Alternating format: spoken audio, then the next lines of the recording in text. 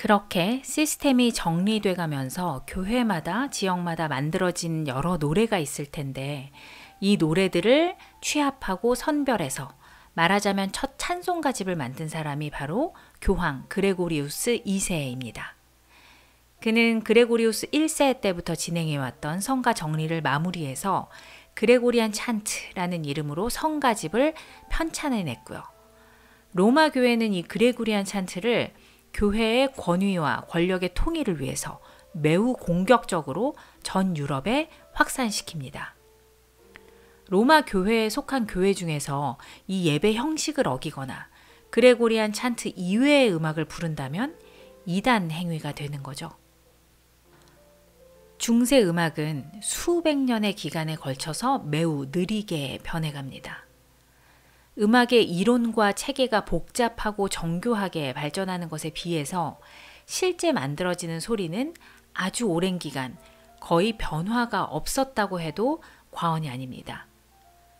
음악이 가지고 있는 그 형이상학적인 위상 때문에 음악이 예술이기보다는 철학이자 율법에 가까웠거든요. 그렇지만 인간의 역사에서 그 어떤 대단한 신념과 철학도 인간의 욕망을 넘어설 수는 없었던 듯 싶습니다. 일단 교회 안에서 둘 이상의 성부가 허락된 이후에는 음악을 만드는 사람들도 듣는 사람들도 더 다양하고 아름다운 소리를 원하게 됐고요. 이 때문에 그 견고하던 중세 음악 이론 자체가 크게 흔들리기 시작했습니다. 특히나 이 아름다움에 대한 욕망이 더 강한 힘을 내보이고 싶었던 권력자들의 욕망과 맞물리면서는 이제 그 변화를 제어할 힘도 제어할 이유도 사라지게 됩니다. 초기의 기독교는 고통받는 이들의 종교였습니다. 메시아인 예수도 그를 따르는 신자들도 십자가에 매달리고 사자굴에 던져지는 핍박을 받았고 그래서 기독교의 메시지는 고난을 견디는 것에 집중되어 있었습니다. 그러나 기독교가 가장 강력한 권력의 편에 서면서 기독교의 이미지도 메시지도 모두 변하게 됩니다. 피 흘리며 고통받던 예수가 이제는 세상을 지배하는 왕의 모습으로 그려졌고요. 무덤을 파서 은신했던 기독교인들의 예배당은 하늘에 닿을 듯한 첨탑을 가진 대성당으로 탈바꿈하게 되는 거죠. 이 거대한 성당을 채우기에 플레인 찬트는 너무 소박하다 못해 초라했습니다.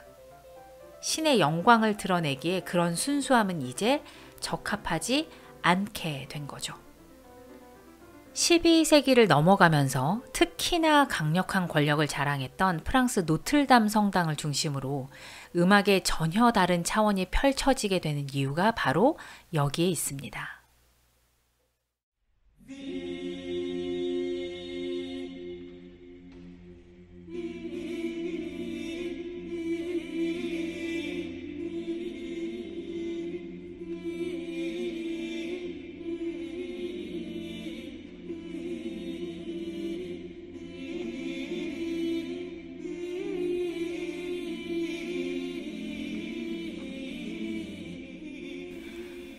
서유럽이 더 이상 올림푸스 산의 신들을 믿지도 않고 종교를 국가의 통치 이념으로 삼지도 않지만 여전히 그들에게 그리스 신화는 인간 내면의 심원을 들여다볼 수 있는 거울이고 기독교적인 세계관은 상식이면서 동시에 자연의 질서와도 같습니다.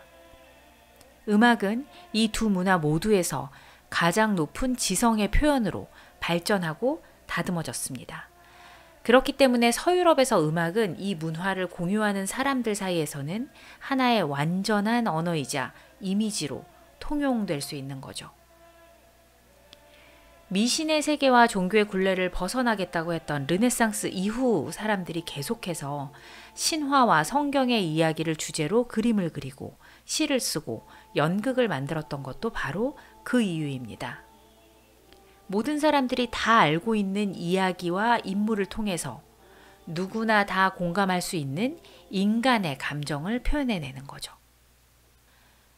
14세기경에 이름 모를 장인이 이런 그림을 그렸던 건 예수님이 십자가에 달린 사건을 보여주기 위함이지만 17세기 루벤스 그림 안에서 십자가로 끌어올려지는 예수의 모습은 감당 못할 무게와 힘겹게 싸우는 한 인간의 고통을 담고 있습니다. 중세시대 마리아와 요셉의 결혼 그림은 하나님의 구원의 역사 속 한 사건의 기록일 뿐이지만 16세기 라파엘이 그린 결혼은 가장 성스럽고 아름다운 두 사람의 결합을 상징합니다. 자신의 모든 것을 걸고 신의 뜻에 순종하는 고귀한 여인과 그 일에 동참하도록 선택받은 한 남자가 겸허하게 자신의 운명을 받아들이는 순간이죠. 19세기의 프란츠 리스트가 이 그림을 보고 가슴이 떨렸던 것은 신의 능력과 계획에 감동을 했기 때문이 아닙니다. 사랑 때문이죠. 자신을 위해 모든 것을 버린 마리 다구와 함께 이탈리아를 여행하면서 만난 그림이었거든요. 그래서 그 감동을 리스트는 음악으로 새겨둡니다.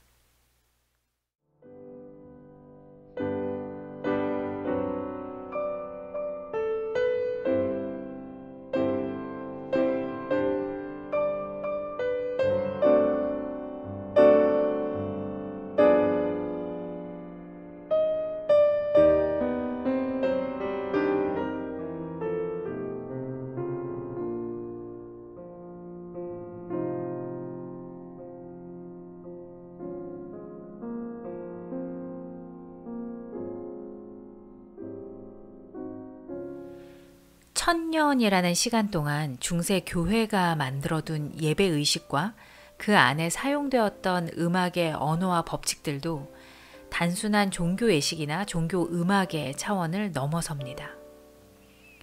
원래는 특정 종교에 특정한 의식에 사용되는 특정한 음악인 건데 그 종교가 유럽 사회의 주류적인 사상이 되고 그래서 거기서 행해지는 의식들이 사람들의 일반적인 문화가 되다 보니 그 안에서 사용된 음악도 역시 보편적인 언어로 자리 잡게 되는 거죠.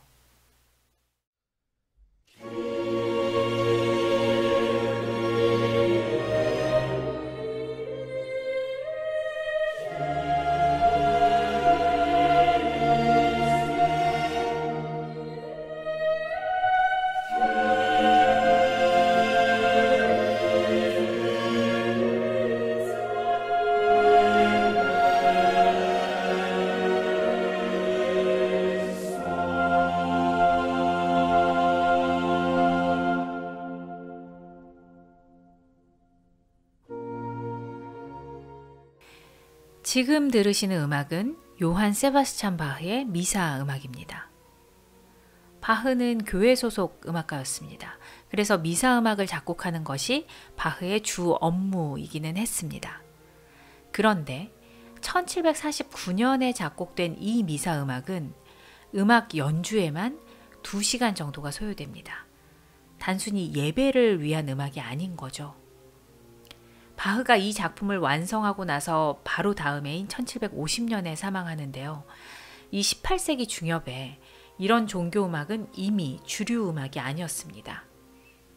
종교음악을 작곡한다면 정말로 어떤 예식에 사용하기 위해서 작곡을 하는 것이지 그냥 순수한 예술적 감성으로 굳이 이 장르를 선택할 이유가 없던 시기라는 얘기죠. 그런데도 이런 종교음악 형식의 작품을 만든다는 건 이미 이 시기에 종교적인 음악들이 종교적인 의미를 넘어서서 예술적인 의미를 획득했다는 반증으로 볼 수 있습니다. 다시 말하자면 미사음악이란 게 원래는 기독교의 신에 대한 찬양이고 그 신을 향한 경외심의 표현이고 죄를 고백하는 거고 은혜에 감사하는 내용의 음악인데 그게 어느 순간에 사람들이 일반적으로 느끼는 감정들, 그러니까 꼭 그 신이 아니더라도 영적인 존재에 대한 믿음이랄지, 숭고함이랄지, 죄책감, 고통, 환희 이런 감정들을 표현해내는 예술적인 상징이 됐다는 거죠. 독실한 신앙인이었던 바흐가 건강이 매우 나빠져서 이제 자기 생이 얼마 남지 않았다는 것을 알게 됩니다. 그리고 자신의 마지막 순간에 생에 대한 감사와 찬미, 신에 대한 찬양을 표현하고 싶었던 거죠. 그래서 자기가 가장 잘 알고 있는 형식을 사용하는 건데 예배 의식에 사용될 용도가 아니다 보니 원래 그 장르가 가지고 있는 표현이나 스케일을 훌쩍 뛰어넘을 수 있었던 거죠. 예배에 여러 종류가 있고 그래서 거기에 사용되는 미사음악도 형식이 다 다르다는 얘기를 했었죠. 음악적으로 이후 세대에까지 가장 큰 영향을 미친 형식이 장례 미사인데요. 장례 예배에 사용되는 미사음악을 레퀴엠이라고 합니다. 미사음악 중에서도 이 레퀴엠이 특히 많은 음악가들에 의해서 계속적으로 만들어졌던 장르입니다. 중세적 세계관 안에서는 죽으면 천국 가거나 지옥 가거나 죽음의 목적지가 비교적 분명했죠. 그런데 중세를 벗어나서는 죽음이란 게 인간에게 영원히 극복하지 못할 문제이자 두려움과 공포의 근원이 되죠. 거기다가 개인적인 차원을 넘어서서 사회적 비극, 시대의 종말과 같이 저항할 수 없는 거대한 힘 앞에서 느끼는 무력함 속에서 사람들은 또 다른 죽음을 경험하기도 합니다. 레퀴엠은 이런 절망감 혹은 이를 이겨내고자 하는 의지와 간절함 같은 것들을 표현하는 데 있어서 많은 사람들이 이해하고 공감할 수 있는 거대한 무게감을 가진 대표적인 음악적 형식이 됐던 거죠. 모차르트의 레퀴엠에는 유럽의 질풍노도의 시대, 이제 프랑스 대혁명을 향해 내달려가고 있던 시기, 개인적으로도 사회적으로도 임박해 있는 그 두려움과 절망이 울리고 있습니다.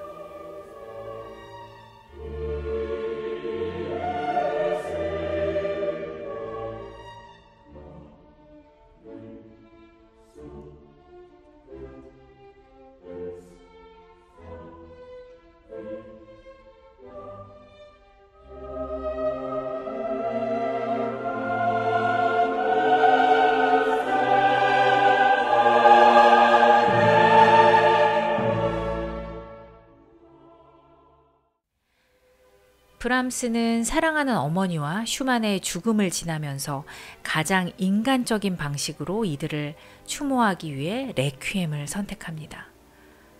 음악에서 기독교의 교리와 형식을 지우고 인간의 슬픔과 하늘의 위로를 온전히 담기 위해서 브람스는 전통적으로 사용되는 라틴어 텍스트 대신에 본인의 언어로 가사를 씁니다. 그래서 이 작품을 독일 레퀴엠이라고 부르죠.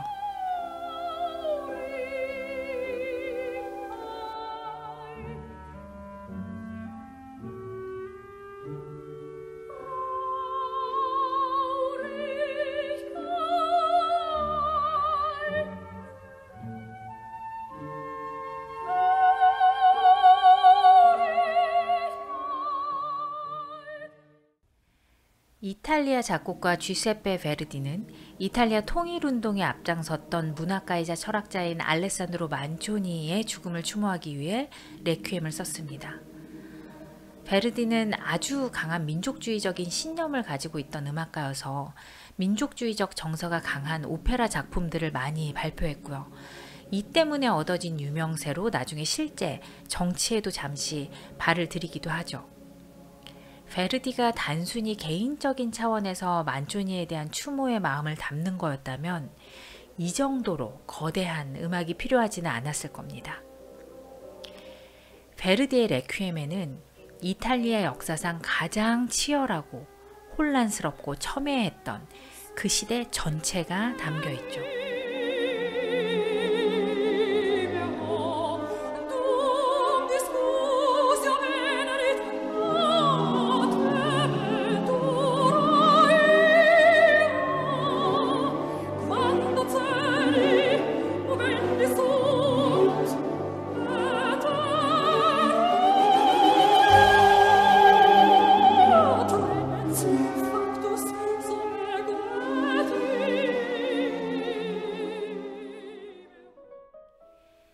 이 레퀴엠에 포함되는 노래 중에서 가장 유명한 노래가 디에스 이레입니다.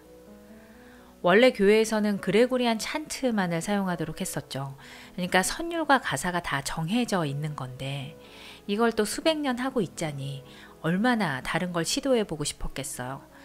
그래서 시간이 지남에 따라 원래 찬트 이외에 작곡가들이 새롭게 가사를 쓰거나 선율을 만들어서 원래 찬트들하고 섞어서 사용하는 일이 점점 늘어나게 됩니다.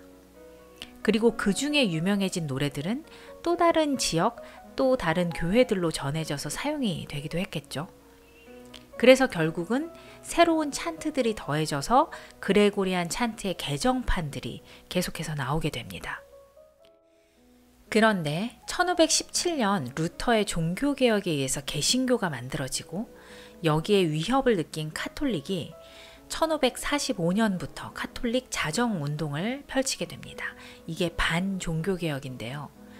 이 자정운동의 큰 줄기 중 하나가 바로 예배음악을 정리하는 것이었습니다. 전통적으로 지켜오던 예배 순서 이외에 작곡가들이 새로 만들어서 껴두었던 음악들, 그러니까 음악가들이 자신의 음악적 재능을 가감없이 펼쳐놓은 그런 음악들을 다 금지하는 거죠. 음악 자체의 화려함이나 기교가 순수한 신앙심에 방해가 된다고 생각했기 때문입니다. 그래서 그렇게 부수적으로 만들어졌던 많은 음악들이 정리가 되고 딱 4개가 남는데 그 중 하나가 바로 레퀴엠에 사용됐던 디에스 일의 진노의 날이라는 곡입니다. 진노의 날, 온 천지가 잿더미가 되리라. 심판자가 모든 선악을 심판하리니 두려워하라. 이런 내용의 가사를 가지고 있고 그레고리안 찬트 최종 버전에 수록된 디에스 일의 선율은 이렇습니다.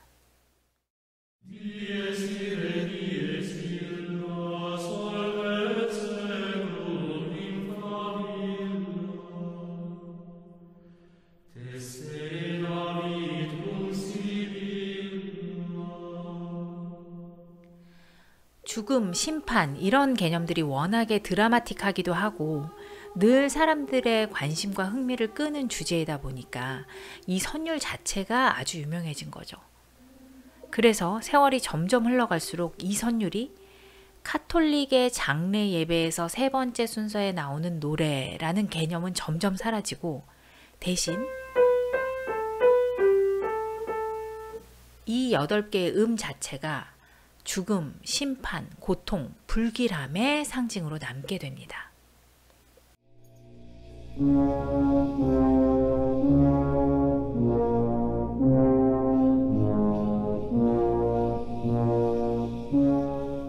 그래서 영화 샤이닝의 오프닝에 이 음악이 사용됐을 때 우리가 이미 주인공의 운명을 짐작할 수 있는 거고요.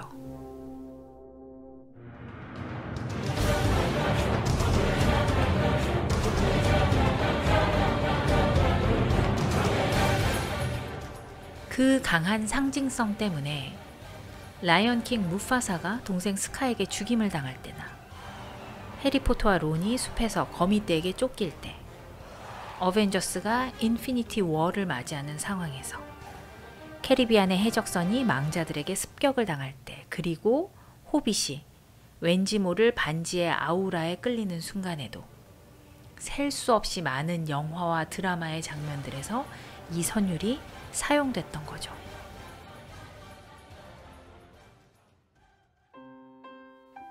이제 티퍼 고어의 이야기를 마무리해야겠죠. 중세 교회 선법 안에서 수도사들이 노래를 부르다 보면 선율적으로도 그렇고 화음으로 들을 때도 유난히 거슬리는 소리가 하나 있었습니다. 바로 이 두 음인데요. 증사도 관계이기도 하고 순서를 바꾸면 감5도가 되고 온음 3개가 쌓여서 만들어지는 음정이라고 해서 트라이톤이라고도 합니다.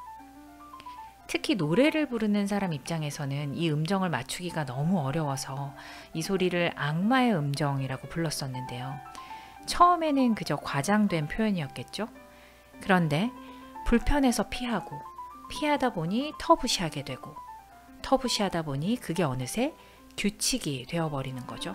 성스러운 음악에서는 절대 사용하면 안 되는 소리로. 교회 음악에서부터 발전한 클래식 음악의 문법이 서유럽의 문화 안에서는 이성과 논리, 바른 것, 정상, 안정, 그리고 윤리와 도덕을 상징합니다. 그러니까 자연스럽게 클래식 음악의 문법에서 틀린 것 혹은 나쁜 것으로 지정한 요소들은 세상의 모든 바르지 못하고 엇나가는 것들의 음악적 상징이 돼버리는 거죠. 이 트라이톤이 그 대표적인 예인데요. 실제로 이 트라이톤 음정은 악마와 죽음, 모든 불경스러운 것들을 상징하는 가장 전형적인 사운드로 사용되어 왔습니다.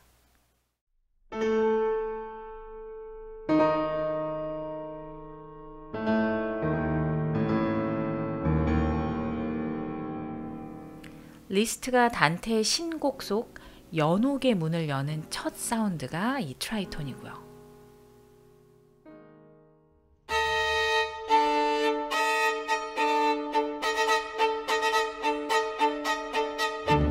생쌍이 죽음의 춤을 추기 위해 내딛는 첫 스텝으로 사용한 소리도 이 트라이톤입니다. 바그너가 지그프리트의 불길한 운명을 암시하는데도 별다른 대단한 장치가 필요한 게 아니었습니다. 마치 잘못 조율된 것 같은 트라이톤으로 맞춰진 팀파니 사운드가 들릴 듯 말 듯 울리는 것만으로도 이미 이 영웅이 앞으로 잘못된 선택을 하고 말 것이라는 것을 알게 하죠.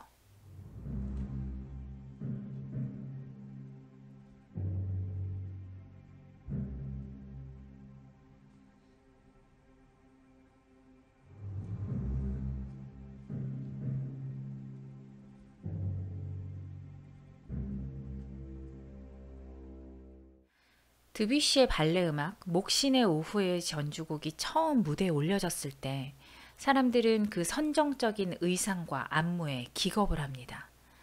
그런데 무용수들의 움직임을 정말 더 퇴폐적으로 만들었던 건 바로 음악이었습니다. 관능적인 플루트 소리가 트라이톤 사이를 미끄러지듯이 오르락 내리락 하면서 오프닝에서부터 듣는 사람들을 몽롱하게 만들거든요.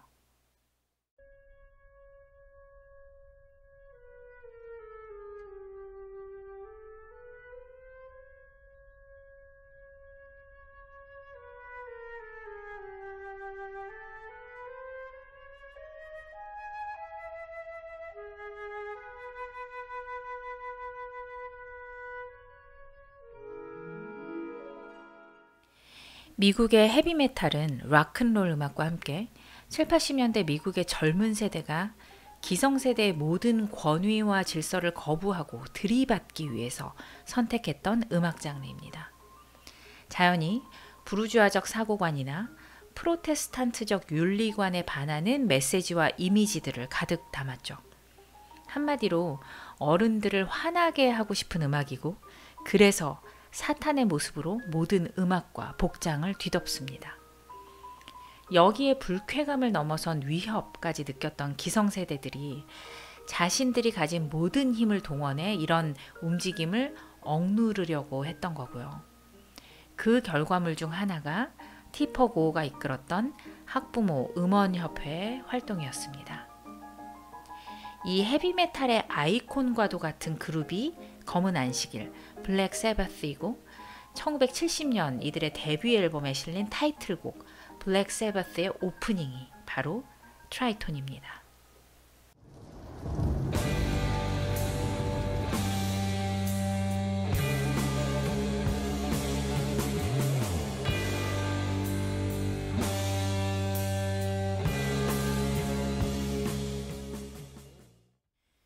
중세 교회가 만들었던 음악의 법칙은 교회 선법으로 상징됩니다. 마치 신이 가늠할 수 없는 우주를 한 송이의 꽃에 담아두고 사람으로 하여금 그 꽃을 통해 생명과 하늘의 신비를 경험하게 하는 것처럼, 중세 사람들은 세상에 존재하는 무한대의 소리들을 이 7개의 음으로 축소시키고 여기에 신의 섭리를 반영하고 싶었죠. 이제 그 원리가 조성음악이라는 법칙으로 이어져서 음악의 전형이 만들어지기 시작하는 시기, 르네상스 이후를 살펴보도록 하겠습니다. 그러고 보니 우리에게 마법의 세계를 열어주는 것도 트라이톤이네요.